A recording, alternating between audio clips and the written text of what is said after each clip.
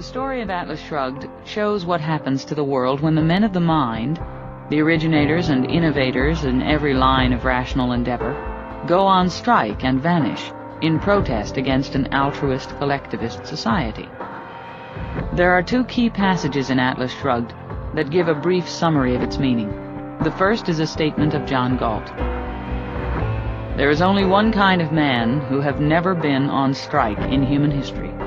Every other kind and class have stopped when they so wished, and have presented demands to the world claiming to be indispensable, except the men who have carried the world on their shoulders, have kept it alive, have endured torture as sole payment, but have never walked out on the human race. Well, their turn has come. Let the world discover who they are, what they do, and what happens when they refuse to function.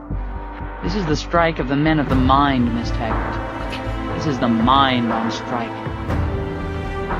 The second passage, which explains the title of the novel, is, "Mr. Reardon," said Francisco, his voice solemnly calm, "if you saw Atlas, the giant who holds the world on his shoulders, if you saw that he stood, blood running down his chest, his knees buckling, his arms trembling, but still trying to hold the world aloft with the last of his strength, and the greater his effort, the heavier the world bore down upon his shoulders, what would you tell him to do?" "I don't know. What could he do? What would you tell him?" "To shrug."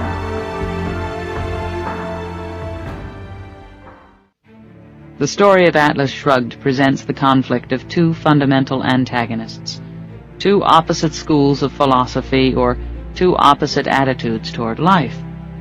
As a brief means of identification, I shall call them the reason-individualism-capitalism axis versus the mysticism-altruism-collectivism axis. The story demonstrates that the basic conflict of our age is not merely political or economic, but moral and philosophical.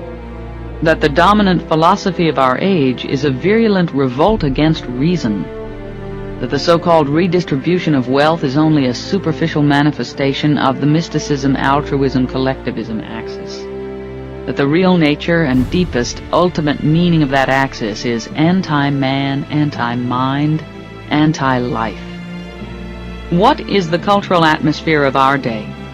See whether the following description fits it. I quote from Atlas Shrugged, from a passage referring to a series of accelerating disasters and catastrophes. The newspapers did not mention it. The editorials went on speaking of self-denial as the road to future progress, of self-sacrifice as the moral imperative, of greed as the enemy, of love as the solution. Their threadbare phrases as sickeningly sweet as the odor of ether in a hospital.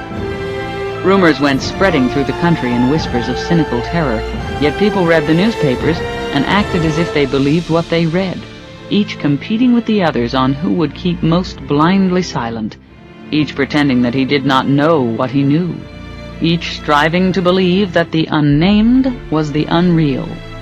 It was as if a volcano were cracking open, yet the people at the foot of the mountain ignored the sudden fissures, the black fumes, the boiling trickles, and went on believing that their only danger was to acknowledge the reality of these signs.